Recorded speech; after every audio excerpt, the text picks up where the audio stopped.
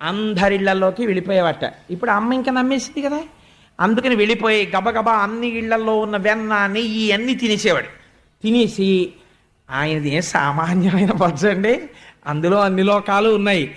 అమ్మ నమ్మకుండా ఉండాలని మూతంతా తుడిచేసుకునేవట బయటే. శుభ్రంగా ఆడుకుని వచ్చిన వాళ్ళు ఆ మట్టి అవి చేతులకి ఒంటికి బాగా పూసేసుకుని బయటే ఒరే గుప్చెప్ ఎవరు చెప్పకండి అనేవాడు అని ఆ ఆకులకి అలమలకి తుడిచేసేవాడు. ఆవులకి రాసేసేవాడు ఆ వెన్న నెయ్యిని. రాసేసి ఇంట్లోకి వస్తూనే ఒంటి తలుపులు అవన్నీ మధ్యలో ఇలా అడ్డంగా ఉండి ఆ తలుపు ఇలా తోస్తా, అమ్మ ఆకలేసేస్తుందమ్మా బువ్వ పెట్టమ్మా, అమ్మ నాకు బువ్వ పెట్టమ్మా అంటూ ఇంట్లోకి వచ్చేవాడు. అమ్మ అనుకునేది పాపం ఎంత ఆకలిస్తుందో, ఇందాక ఎప్పుడో పాలు తాగి వెళ్ళిపోయాడు పిల్లాడు, చెప్పి దానన్నా బువ్వ పెడతాను అని చెప్పి నీ కోసం పప్పు వండాను, నీ కోసం చక్కెర పొంగలు వండాను అని అన్నీ కూర్చోపెట్టి కలిపి నోట్లో పెడితే కథ చెప్పు తింటాననేవాడు. మళ్ళీ ఇదోటి లంచం.